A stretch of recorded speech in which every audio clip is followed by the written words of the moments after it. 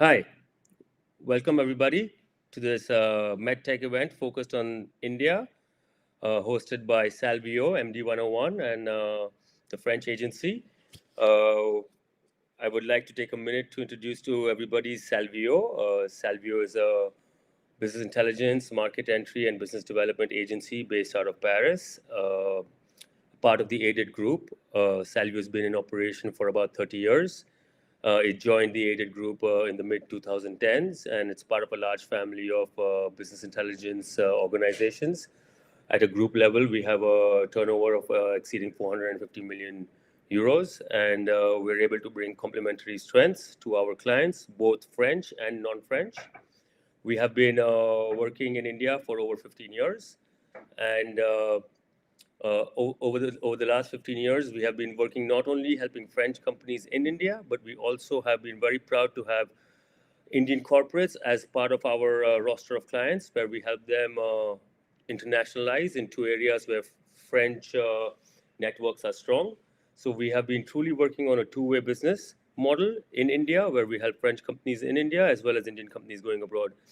Coming to the medical sector, we have been privileged over the last few years to have some marquee French clients in the diagnostic space as well as in the alternate medicine fields, where we have assisted them to understand the Indian market, introduce them to the right people in the market, both at the national, regional, and sub regional levels, and facilitate conversations at leadership levels. So, with that as a background, I hand it over to Matthew and our team in Paris to do a round of introductions. All right. Thank you, Konak. It's my privilege, and again, thank you for being available and to join us today for this session. Real medtech insider on what it needs to be successful on the Indian market. First and foremost, I'd like to thank friends and partners at Salvio here in France, but also in India. For this session at MD101. What we do is we're a full service provider for the medtech industry. Medtech manufacturers also acting as an operating partner for different funds, pertaining to M&A activities, due diligence processes. So from an idea of an innovation all the way to its commercialization, we have the full capacity to assist our clients, and we've been doing so for the past 14 years. We have a group of over 160 people, experts all over Europe to support our clients, but also different partners, including Salvio. Still here. Okay, good. Joining us also for this, as a partner for this event, we also have the privilege to have Emile from French Healthcare Association. We've been a partner of French Healthcare for many years as well, so it's a privilege for us to have you also. Please go. Thank you very much, Mathieu, and thank you for hosting this event, a very interesting event. Good morning, everyone. I'm very pleased to be here today and to have the opportunity to speak about the cooperation between France and India, because this relationship is becoming increasingly strategic for both of us, I think. As French Healthcare, we are the public-private initiative led by the Ministry for Europe and Foreign Affairs in France, with a simple goal to bring together, to promote and to connect the French ecosystem, the French healthcare ecosystem, with international partners. We represent, therefore, the entire healthcare value chain, from hospitals and care providers to pharmaceutical and biotech companies with medical devices, digital health companies, engineering firms, research institutes, and universities. Today, our ecosystem represents more than 300 companies and actors operating internationally. Our objective is very business-oriented, is to facilitate partnerships, project and market opportunities for our members, while supporting sustainable healthcare development worldwide. It's both public and private objectives, actually. I think the strength of our ecosystem is principally in our medtech industry, because we are very dynamic, we are very innovative, and I think we have a strong strong ecosystem of SMEs, principally in France, aiming to export. Obviously, India matters to us in this aim because it's clearly one of the most dynamic healthcare and medtech market in the world, with a very large and fast-growing healthcare market, a powerful and dynamic startup ecosystem, a digital health ecosystem, and strong engineering and technology capabilities. But I would say also we lack of knowledge about each other, I think. So that's why I'm very happy to partner with this event, because it will bring operational and pragmatic approach to the Indian and French markets, I think, and we are supporting as French healthcare this kind of event to bring very operational and specific knowledge about the international market. So that's why I'm fully supporting this kind of operation, and I would be happy to share with you our agenda also for the entire year 2026, because it's the French-Indian Innovation Year, and we will be very committed to strengthen our cooperation in India. We started in last January with the French Healthcare Business Forum, when we bring together Indian leaders in Paris, and we will finish the year in November in India with a large delegation of French companies also. Thank you very much, and have a good morning. Thank you, Emile. As you mentioned, it's we want to keep this very pragmatic, very operational oriented, and not just generic aspects. So that's why also we have brought together this nice panel today.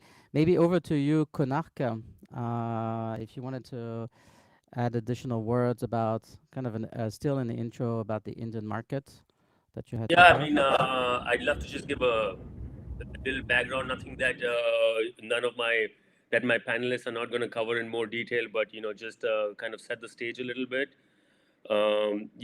First of all, it's been a pleasure to welcome all our partners from France who are exploring opportunities in the medical technology sector in India. India's healthcare and medtech landscape is undergoing transformation. Today, the devices market is estimated at roughly 15 billion and growing at around 15% annually.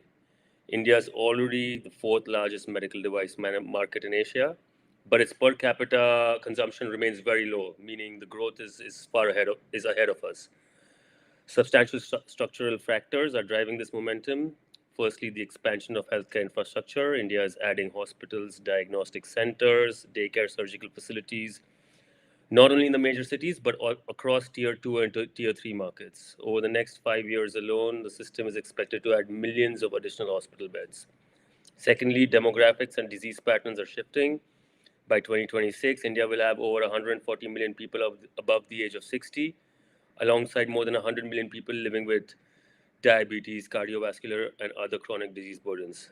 Thirdly, the digital transformation of healthcare. India already has over 1,000 digital health startups working across telemedicine, AI-enabled diagnostics, wearable devices, and remote monitoring solutions. From a manufacturing perspective, India is increasingly positioning itself not only as a market, but as a global production and R&D hub. The sector allows for 100% foreign direct investment under the automatic route. Global companies are already scaling their presence. In fact, most of the world's leading medtech firms are now operating engineering, R&D, and/or manufacturing facilities across India. Another interesting aspect is the growing availability of highly capable electronics manufacturing service providers capable of supporting medical device OEMs across the full product life cycle. From the outset, making contract manufacturing an attractive entry pathway. India's medtech exports are also gaining momentum, reaching around $3.8 billion and serving more than 170 countries, with major markets including the United States, Europe, and increasingly other emerging regions. To support this growth, the government has launched several initiatives, from production-linked incentive schemes and medical device parks to policies aimed at strengthening domestic manufacturing. For French companies, this represents a particularly compelling moment. France has long been recognized for leadership in biomedical engineering, diagnostics, and advanced medical technologies.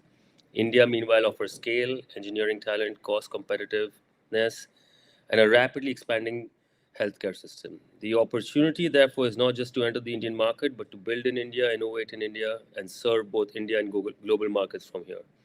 One of the key aspects to understand is the best entry model and creation of distribution channels and networks, which is a key determinator. Some of these aspects will be well detailed by the panelists who have a strong global and Indian experience. I hope today's discussions help identify those partnerships. Thank you all, and I wish you a productive discussion. Kunak, and I'd like to leave the hand now to Arshita Gupta from the company Morula, who Hello. join us for this session. And unfortunately, due to the current events in the Middle East, could not join us physically, but she's here in our hearts, and very happy to have you with us today, Arshita. Thank you so much. So the floor is yours. Thanks, Matt. And I was hoping to see everyone face to face. In fact, I was looking forward to some delicious food in Paris. But now I'm going to be, talking to you guys from air. I think Konark and Matt have given a very good overview. And yes, India, I like the word which is being used multiple times so far, dynamic, right? And that's what India is. India is an extremely dynamic market and it has its own challenges. I'm just sharing my screen. Can someone confirm if they are able to see it? I've just sort of shared the screen. Is it visible, Matt? Hello? Hello? Yeah, just wanted to confirm if my screen is visible. Yes. Okay, perfect. So I'll just go on with the next slides. So I like to say, I mean, I love this quote, which says that, India should be viewed less as a difficult market with strange things happening, but more as a market ahead of evolution. I mean, they say if you can win in India, you can win anywhere in the world. It's like driving, right? If you can drive in India, you can drive anywhere in the world because it's such a unique experience. And you need to have all your wits, all your focus, as well as investments to drive in the country. So I would say it's the same thing. So yes, it's not the most easiest market to enter, but if you can crack this market, it makes other markets much more easier to go with. And yes, there are a lot of hesitations. I mean, you're a bit worried about the market complexity, cultural barrier, because French versus the multiple languages in India, the multiple regions of India. Someone in the northern part of the country thinks very differently from someone in the southern or eastern or even in the neighboring state. So you've got to deal with the different cultural nuances of doing business in India. Then I think Konark rightly said about understanding the distribution setup, your partner selection, because you go to a trade show, you build a lot of good relationships, and you think, wow, I found the perfect partner. But when you go back and start the conversation, you have a couple of questions and things may not go as you expected. So choosing the right partner, because it's a long term game, is also extremely important. Then comes the price sensitivity. I mean, the same, like, for example, a needle, which is used in I think another point mentioned was how India is becoming one of the diabetic capitals of the world. Now, if you look at the insulin pen, the cost of that pen and the needle is 10 times the price in the Western market, while the same, international brands in India have to come down on their pricing. So definitely India is a market of scale. You may not get the dollars per unit price as easily, but another point which was said, that even though we are the fourth largest market in India, our per capita consumption is at the moment very low, which means this is also a volume game. Imports cost, hopefully now with the mother of deals, we have a lot of the latest deal which is signed between Europe and India will bring this down. And of course the regulatory process. I mean, when you talk medtech, you cannot separate registrations, right? Because the cost and the complexity of regulatory approvals and pathways across the globe are going up. So when you are deciding a strategy for any international market, I think the first question is how long it takes to get the approval. And the same applies even for India. And if you have complex products, you have products which are innovative, the path is definitely longer. So these are some of the natural hesitations you may be facing, and you could always get in touch with us later as well to discuss more on this. But then the good news is that there is deep historical ties between our countries, and I think I mean, I wish I was asking this question face to face, but the question is that does do you in the audience know Indian doctors? Because that's one of the most common things we face. That okay, we have this Indian doctor, they are using our product in France, and they really think that it has great value in India, right? And that's how the conversation start, because there are a lot of Indian doctors across Europe, and they are also acting as a bridge for companies such as yourselves to come into the market, right? So, a very quick brief on the hospital tiers in India. So, I mean, technically, it is private and government, but we like to add one more level, which is called as the elite over here, right? I mean, we sort of almost call it like the private, government, and the elite layer. Because what happens is when you're coming in with French products and you're coming in with something manufactured overseas, your ex works price is going to be larger. What is interesting here is though the population served is only 15%, the big part is the spending is 60%, right? I mean, for example, if you look at cancer, radiation, I mean, you know that the radiation therapy is expensive. And the most expensive technology at the moment is something called as proton treatment for cancer. It minimum costs $100 million, and the first in Southeast Asia is in India.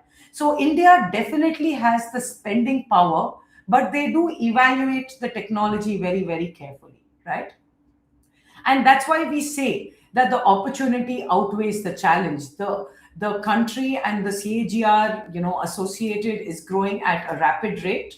With this kind of growth, I mean, even if you visit the country and we ask you guys, I think we had someone in the panel mention that they are hosting a delegate to come to India in November. And the best way to feel India is to visit India, right? I mean, there is a saying which goes, to feel the air of India, travel by Air India. But now you have Air France as well. So, whichever, if you come to the country, you will see the growth or the infrastructure on the roads, new metros being created, new hospitals being created. Yesterday, I was just going along the beach, and suddenly I saw this massive hospital coming up right by the beach. So you'd assume that you'll have resorts by the beachside, but here there is this massive hospital. So coming to the country and visiting the dynamic growth and also visiting some of the hospitals here will give you a great idea of what is going on in the country. And from a French point of view, what is important to note is that almost you have 75% of import dependency with the medical device space. While the Indian government is trying to reduce this dependency, it is also an opportunity for French companies, because if, as one of the panelists mentioned, there is 100% foreign direct investments. So you can come in as key partners to the market, take advantage of the lower costs of infrastructure, people, and the technology access to really support this out. Another common question we get is about health insurance, right? I mean, India has a more pay out of a pocket process. I mean, insurance is definitely there in the country, but a majority of the population is still paying out of the pocket. And that results in the country also being price sensitive.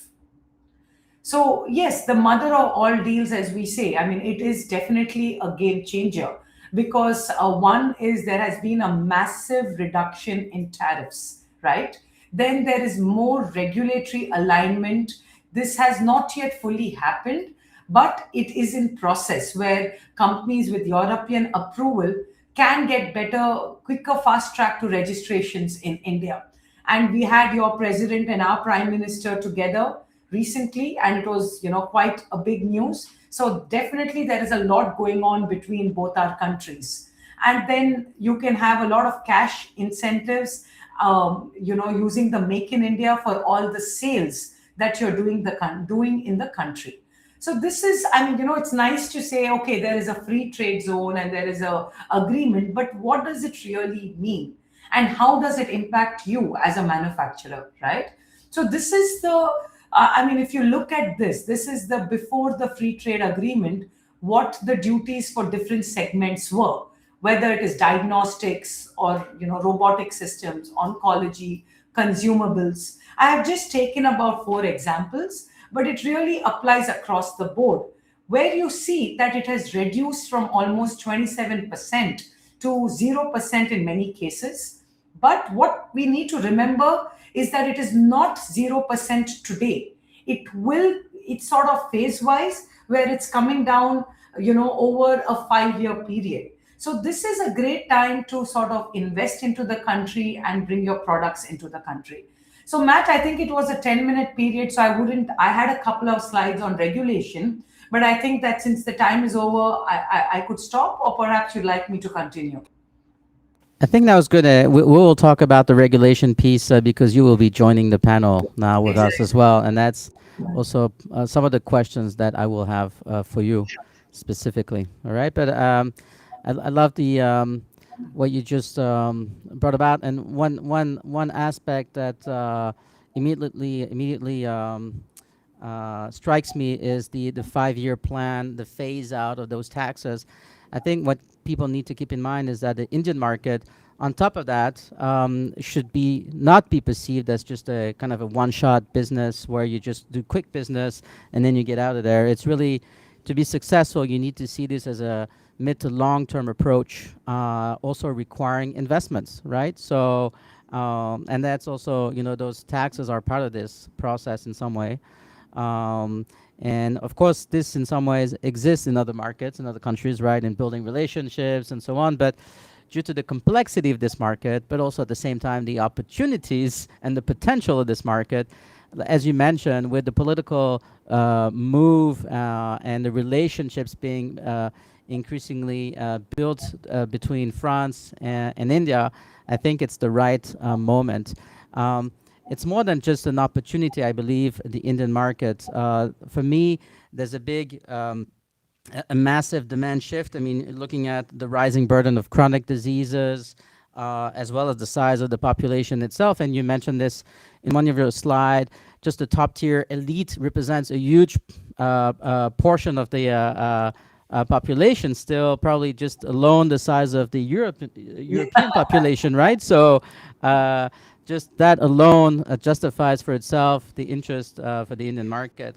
On top of that, you mentioned also the government-backed momentum with foreign direct investments that are pushed. There's also massive incentives for local manufacturing with the PLI schemes and so on. So that's also, we see a lot of different medical device parks being built from the ground up in different locations in India, showing a real interest to push the medtech industry in India. I want to add here, it's not just, I mean, the way companies should look at it is not only for the Indian market, but because of India's proximity to a lot of the Asian and Middle East, we are sort of, we can also supply to these markets. So that's also the other big advantage of doing this. And that's a good link to what the third point I was going to mention is that India is also represents a global R&D hub for a lot of existing players. Just alone, the GE, Medtronic, Siemens, Healthineers, and so on. They're already utilizing India as one of their largest global engineering and innovation centers. So I think having said this, moving from market entry to market success requires a large understanding, a deeper understanding of how to navigate the regulatory complexities. So we'll talk about this a bit later today.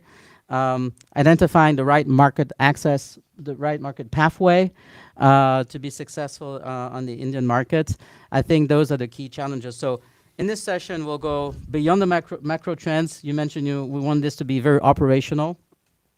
And so that's the reason why we're joined by experts here around this table who have successfully navigated this terrain, and to discuss the practical realities, the critical mistakes to avoid, and exactly what it takes to build a scalable, compliant, sustainable business in India. So again, welcome to MedTech Insider. Very happy to have this session. So we'll go ahead immediately with this roundtable. And first thing I want to ask you guys is just a kind of quick 1-minute presentation on who you are, what's your background, and the reason why you're here today. Okay, perfect. So I'm Sandrine Carl. I'm the president of Evolutis.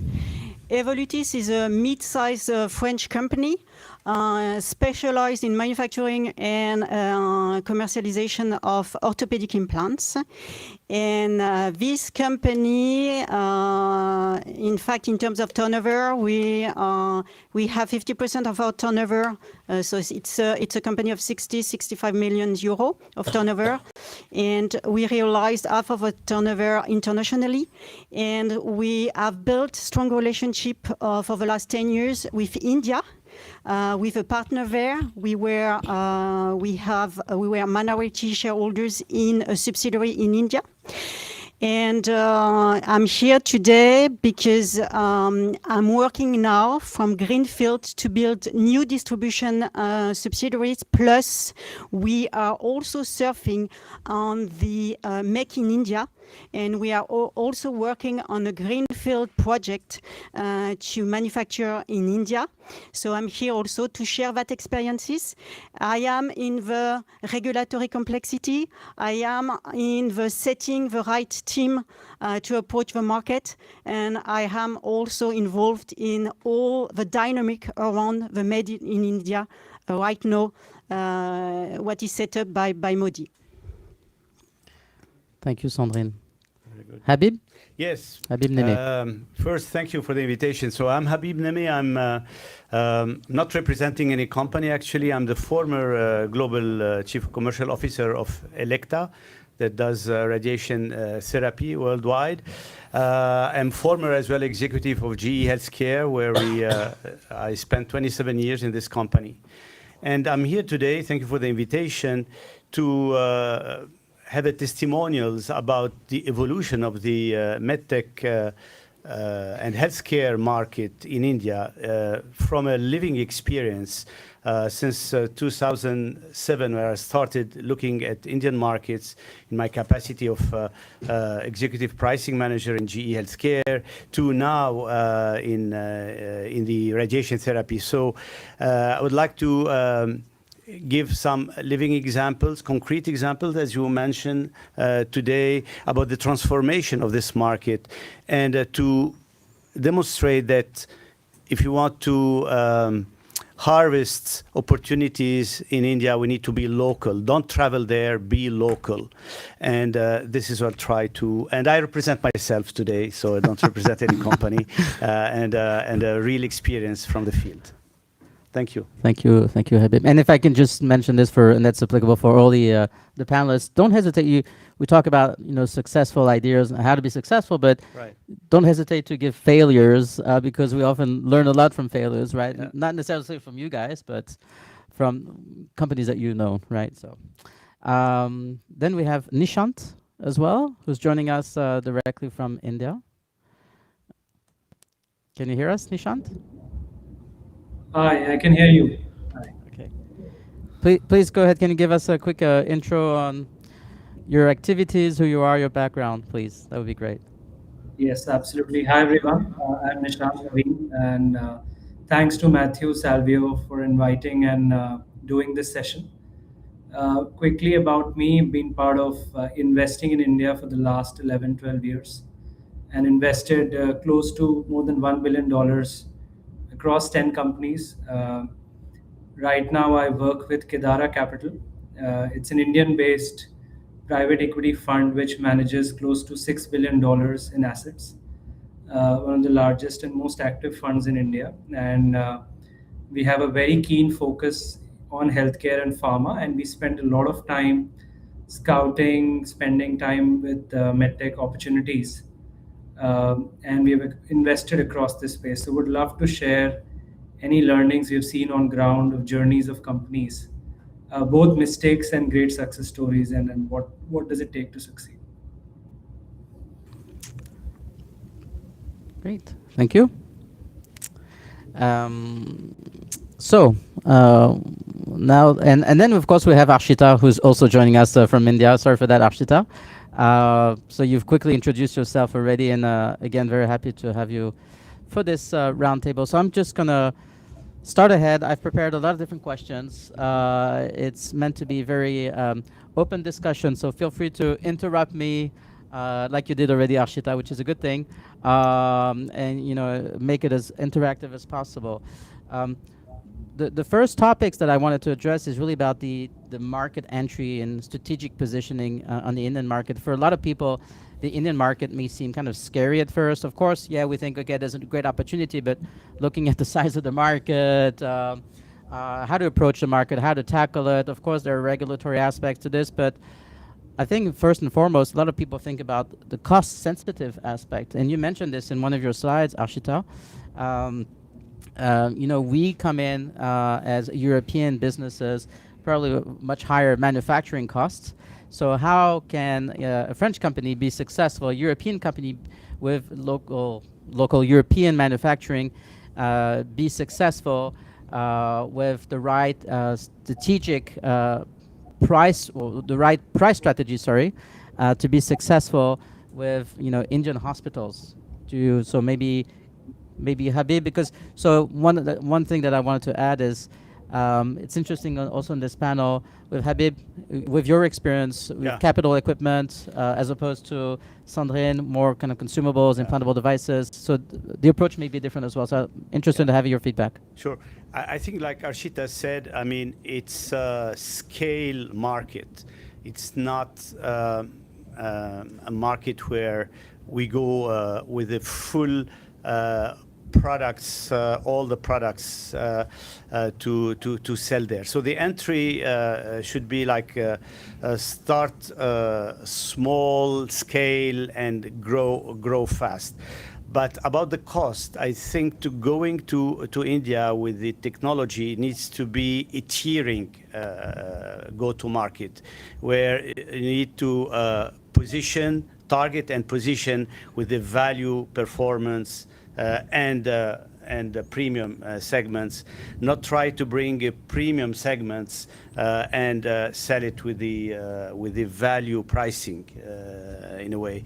What's important as well is adaptation to the local needs of Indian markets, and we can learn a lot from the local needs to develop products that are good enough with a high quality but economically as well viable there. This is one. Second point is that talking about adoption, local adoption by key opinion leaders of the products, and this is very important to scale the product locally and get the local reference sites. So I think tiering and targeting and positioning is key there. And another point that has been as well brought, it's not only a local market, it's local for local, but local for global as well. So from my experience, if you want concrete experience, we tried European American products there with the pricing of mature markets, and we couldn't. After this, I mean, the margin was very low, even negative. So we start manufacturing locally, taking into capturing local needs with a local cost. And it's not only to sell product, but to manufacture locally. And by this, I don't know if you can talk about it, to rely a lot on local supply chains, not bring components from abroad to assemble locally, but qualify the local supply chain as well. These are a couple of concrete examples how we can be competitive in medtech in India. So, Sandrine, maybe? Yeah, so for us, in fact, we have two approaches. One approach is in the orthopedic world, you have still a strong French reputation where you have, we target the premium and we promote the high quality product. So in medical device in orthopedy, people are willing to pay high quality product. On the other hand, and here it's also because we have a strong basis of key opinion leader we built for the past 10 years. So this is the actual situation, but you need to feed that. So this is, I would say, more my short-term market access strategy to continue to promote our high-quality product developed in Europe. But I'm working on a second step where you see that it's important to build a long-term sustainable relationship and sustainable footprint in India. So for us, one of the things is to include our Indian KOL more and more on our development group. So now it's not only French-centric group of development in terms of product, we include very a strong basis of Indian KOL to make sure that the next generation of product will be not only French product, it will be Indian and French product. And I would say also we have a third approach, as I mentioned to you, is the Make in India, to make sure that we can in the future target that middle class people with less affordable needs, less affordable capabilities. So in fact, that handmade product will be also with all the European and all the French know-how. But so meaning that it will be also a quality product, but it will be more for the Indian market, but not only also for all the sub-Asian market. So this is a little bit the three approaches we are following, and we are still in a very long-term relationship in India. And for us, it will not only be, so Evolutis in the future, it will not only be, I will not introduce it in the future as a pure French company, it will be really a French Indo company. So you mentioned it's a long-term approach. Definitely agree with that. But that also requires investments. I'm intrigued to have your view on that, Nishant. With all the different companies that you've invested in the past decade, were those only uniquely Indian companies manufacturing locally, or foreign companies looking to come to India, and what was their strategy? What convinced you as well on that side?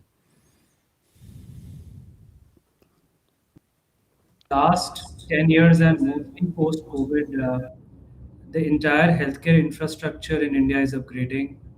People are more aware and they are willing to pay for higher quality products. So that is a big trend that we are seeing in India. At the same time, from both Indian players and strategic players, India was earlier an opportunistic play to get few $1 million out, and they had a very low scale presence in India. Today, they are trying to see how do you strategically commit to India.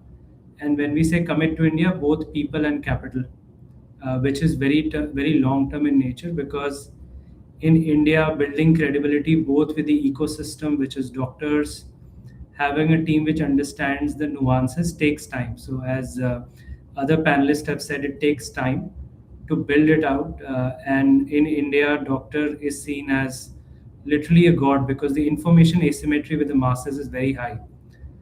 So where they have fear or they have an issue with the health, they largely go with the doctor's suggestion, and hence having their advocacy becomes very important. What we have seen some Indian companies do well, which have come on our radar, is a good quality product. You can't compromise on the product quality. It doesn't need to be as good as the best MNC product, but it's definitely a good quality product which doctors are comfortable.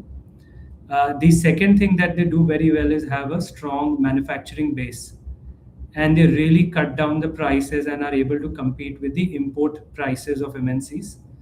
And hence they are able to really participate in scheme programs with the government. They are able to really take the product to tier 2 cities versus just focusing on the bigger hospitals. And now, once they put a go-to market which matches the product, the pricing, they're really able to scale in India and go to the belly of the market versus being on the icing where MNCs are today focusing on. So I think that's the segmentation that we're seeing today, where MNCs are mostly in the top 8, 10 cities with a very high quality sales force focusing on the big doctors, big hospitals. And Indian players which have scaled are really dominating the belly of the market. A lot of players like Healthium, in which a large private equity transaction happened, they sell sutures. And they were able to compete very well with J&J, who has an Ethicon brand, just because of their comfort and proximity with nurses, with people in the hospital ecosystem. Similarly, there are other players in Opthal like Appasamy. There are players in India like Merrill who also play in the ortho implant. And to what other panelists have said, now that they've created a product and a large manufacturing base, they're also using it to really launch the export piece, which is coming at a very healthy margins for the Indian players. So I think that's just a quick summary of what we're seeing. Related to some of the aspects you just mentioned, and I'm looking at Nishant, at Arshita, sorry, mentioned about pricing is one thing, but Habib, you mentioned also a value-based approach. In one of your slides, sorry for that. In one of your slides, you mentioned reimbursement, and I think some of the questions that we've had in the past was, how, maybe a value-based approach like we've seen many decades ago in the US, and it's progressively developing here in Europe. How is that far ahead in India and important to be successful as well? Sure. I mean, so reimbursements, as as I had spoken in the slides, is definitely quite a gray area. It's not yet a matured segment where India is concerned, right? And when you come to pricing, I would say there are two things. I mean, in the panel, we have spoken a lot about the long term plan, right? But I would also, we work with a lot of companies who are just starting their journey in India. And typically, in case this audience has a majority of those who are curious about India, you may get a bit nervous about, okay, make in India, set up manufacturing in India. But, like my panelists said, that they've been in the market for 10 years and now they're looking at manufacturing and, setting up the next phase of an Indo-French relationship. I would tell French companies, don't panic. Yes, India is a long-term, growth strategy, but there are also short-term benefits of 2 to 5 years, right?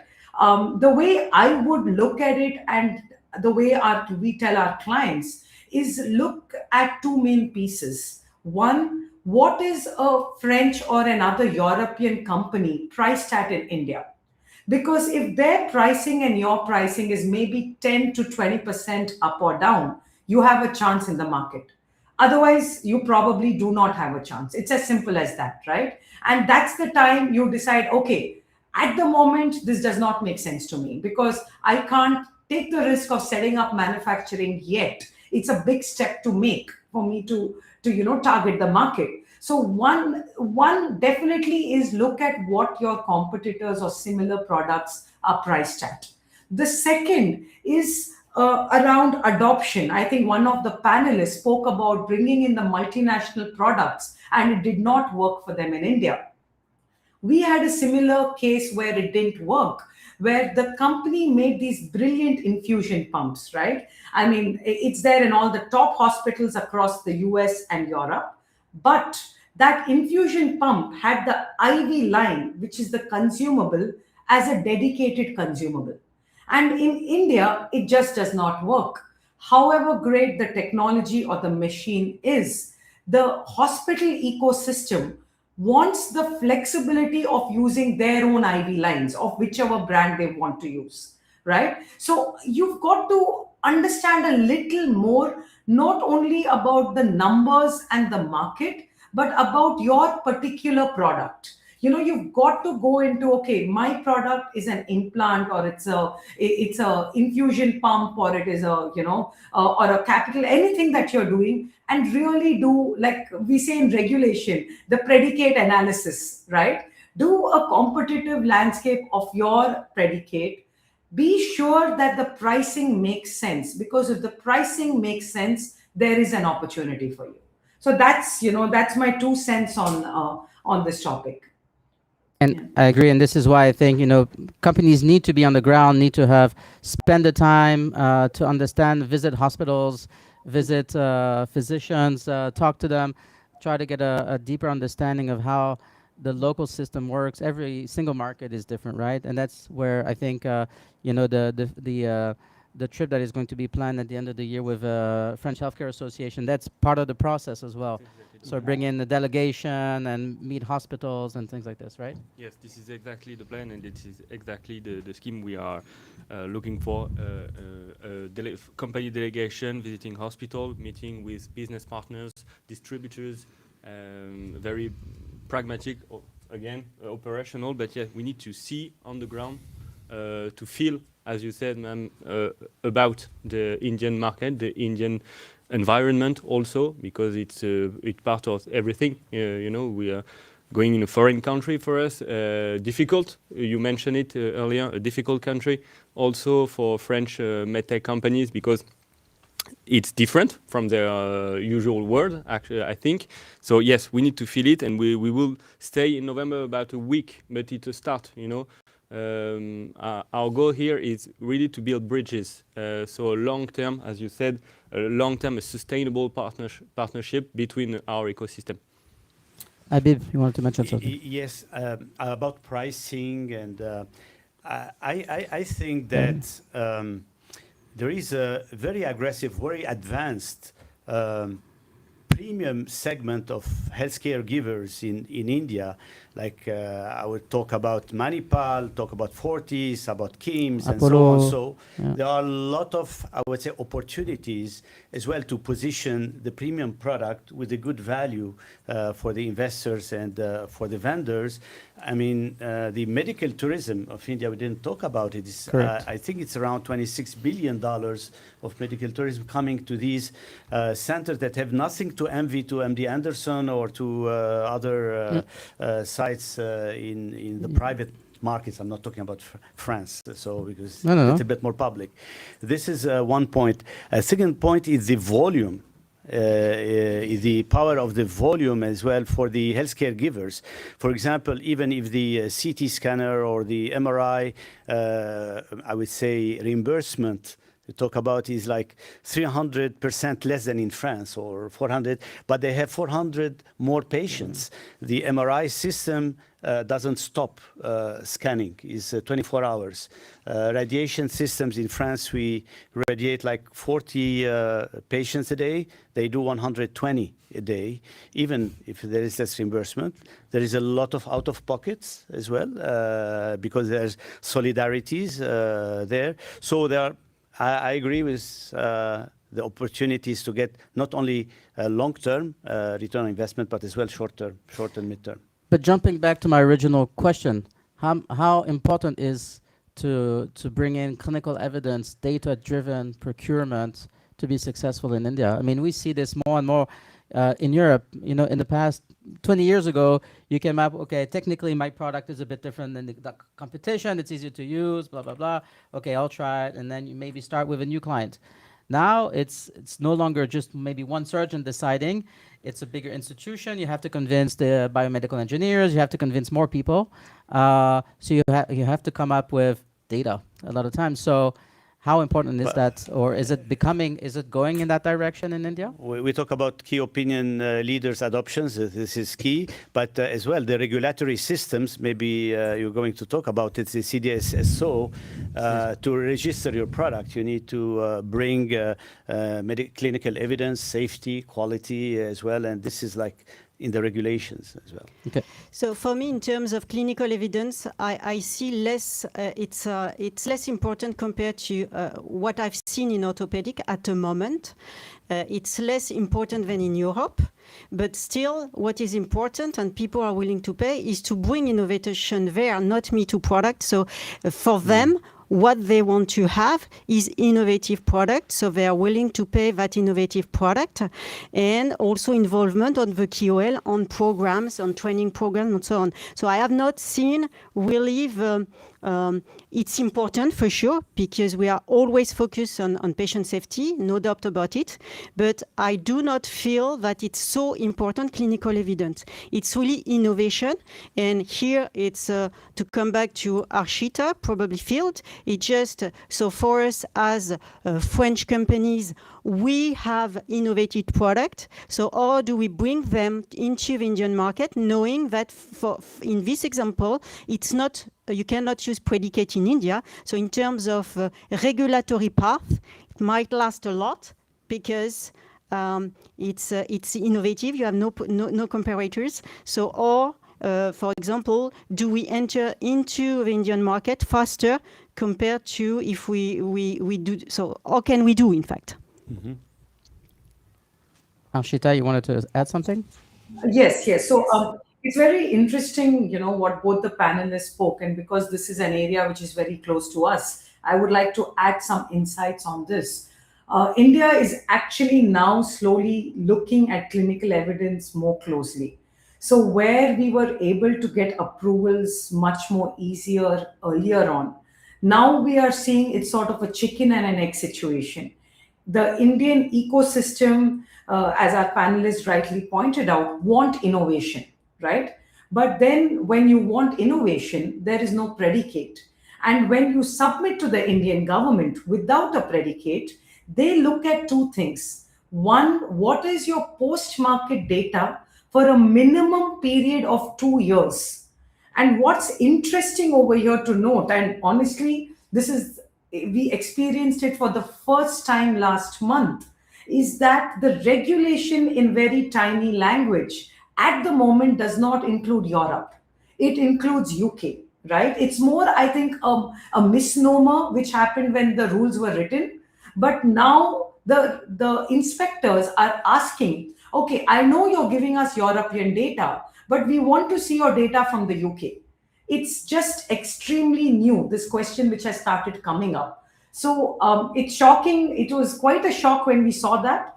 And I would say that the regulators have recently undergone training by a notified body in the UK. So what's happening is you are seeing increased scrutiny on the clinical evidence starting now. So, and we can imagine it will get more and more as it goes on, right? But if you don't have an innovation product, it is definitely difficult to sell because there's already someone which is selling in the market, right? So you've got to balance the need of innovation with your investment considerations while you're doing it in the country. So that would be, something, especially with innovation, to keep an eye out for. I mean, if anyone's interested, we could send you the specific rule, but it was sort of a shock which came out recently to us as well. Yeah. And this is a question for Nishant. We see a lot of companies here in Europe innovating more and more in the digital space as well. And Konak in the introduction talked about this also, how in India that's also developing very rapidly. Do you see an opportunity for companies coming from Europe to also find capital in India, or is just the local competition too strong?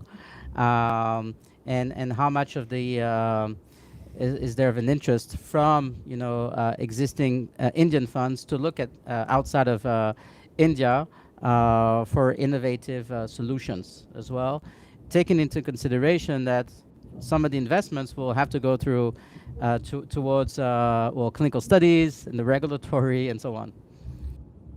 No, great question, Matthew. I think the digital ecosystem in India is really, really exploded. Whether it is UPI, which is the payment infrastructure, whether it is how customers are discovering healthcare online, as simple as which doctor to go to, which services to use. Doctors still have a role to play in the final decision making, but a lot of discovery is happening online. Even doctors are using very innovative online methods to keep in touch, let's say, a post recovery patient from the hospital, and the entire digital infrastructure is upgrading. We have seen few interesting Indian players come up like Practo, but there's a lot that can happen, and India needs that innovation muscle. Uh, from a fund like us, I think the key piece that we look at is what is the potential of the India business, and what is the differentiation that the company brings in. They definitely have to compete in the reality, but whether it is clinical studies that we're talking about, a lot of people are using that as an edge and a differentiator. Like an Indian company used clinical studies to say that given the Indian anatomy, the vessels are smaller, their stent is of a smaller size and fits well and can lead to lesser complications. So people are using these to their advantage. And the other interesting thing we are seeing is the Indian capital markets has really developed and has become much deeper. And the most interesting example is a lot of MNCs are spinning off and listing their Indian subsidiaries in the markets like LG India, Hyundai Motors, Maruti Suzuki. Suzuki, anyways, had this long back. Sanofi, which carved out their consumer healthcare, it's a French company, but they're really deconsolidating focused areas and really listing them. So that also seems a very interesting opportunity set for us if they can continue to grow well. Okay, great. So I see time is running, and so before we jump to the Q&A session, this is going to be one question for every single one of you panelists. Basically, if you just have like one key takeaway message, like the one golden rule to like a CEO sitting in a room or people online on YouTube, on LinkedIn, because there are a bunch of like with millions online. I'm exaggerating here a bit. So what would be like the key takeaway message if they want to tomorrow launch an activity, launch their business, at least start an initial strategy for the Indian market? What would it be? Maybe Sandrine. So first of all, is really to rely on somebody in India. So who are the cultural background between the French people or international people and Indian people. So it's really important to have a key person to be able to deploy and to understand you, to understand your market, and who can support you in your market access strategy. So for me, it's really to have a key person with the international background to be successful on the Indian market. Yes, for me, because everything is said here and a lot of experience, but I want to give a different takeaway. Let's not look at the Indian market only to sell or to manufacture products or medtech, but services. There is a huge market to provide healthcare there. So I'm talking to private equities who are acquiring healthcare centers, and this is as well very attractive domain there. And we see some private equities buying local companies or local centers to provide healthcare there. Very the good point. volume is huge. Very good point. Ashita? Yeah, perfect. So I would say it would be look at the pricing, right? See what are the similar products priced at. And number two, look at your regulatory pathway. It does take 1 year at the minimum now to get approval in the country. So pricing and regulation are my two keywords.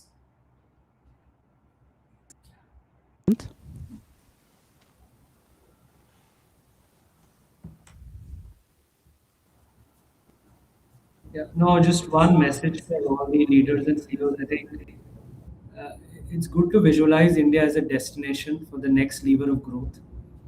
And the big play that people are trying to do is see it as an anchor market for the emerging market play. And can it become the anchor market as well as development hub?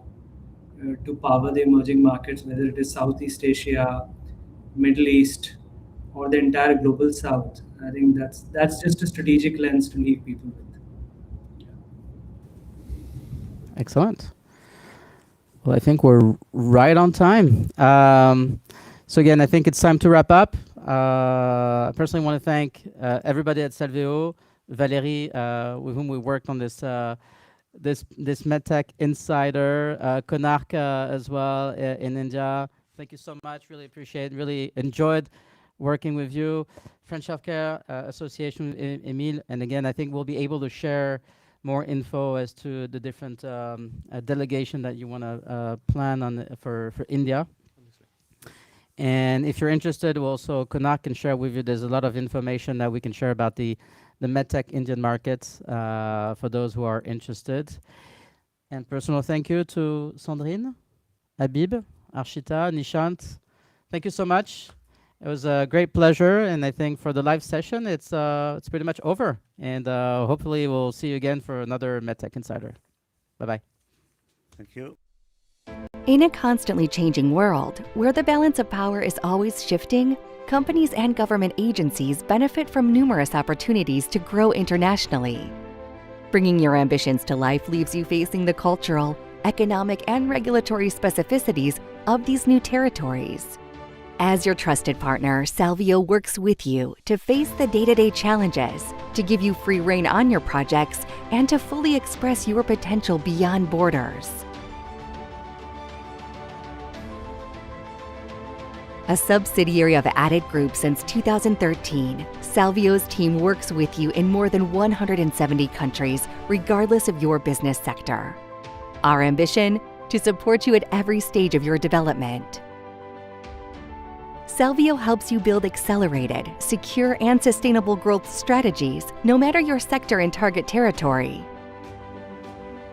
Salveo provides you with efficient local structures and a reliable and competent team. Salveo identifies the best local partners for you to enhance your local development. For 30 years now, Salveo's team has been taking care of the growth of more than 6,000 clients all over the world. Don't wait any longer to explore new horizons. Salveo,